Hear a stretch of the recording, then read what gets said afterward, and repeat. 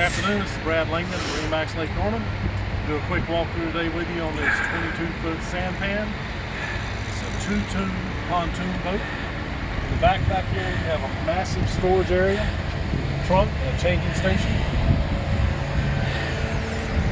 Folds down to a large sunpad, L-shaped couch here. On the helm level, you have a single helm chair with a raised helm.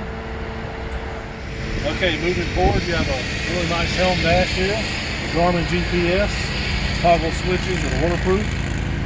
Yamaha 115 single engine control, stereo here, 12-volt charging station.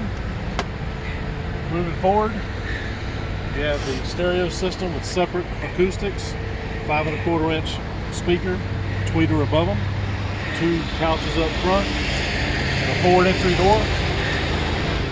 Alright, and that's it for the 22-foot Sanpan 2014 with a 150